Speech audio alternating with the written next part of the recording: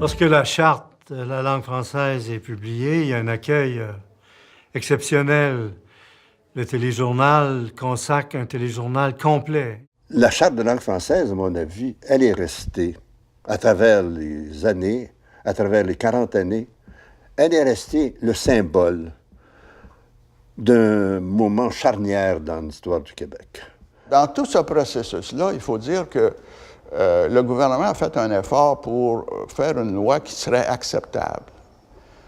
Acceptable non seulement aux francophones, mais également aux anglophones. Quand on intervient sur l'emploi des langues par des règles, il faut comprendre ces enjeux de sensibilité. Il faut être sensible. Il faut également avoir de la sagesse politique.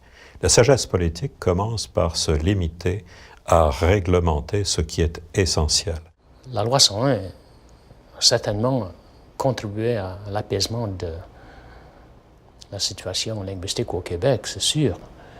Et c'était bonifié à travers les années par plusieurs gouvernements. La nation québécoise a pris une identité particulière parce qu'il y a cette loi qui dit d'elle, cette nation québécoise, que c'est sa langue, le français.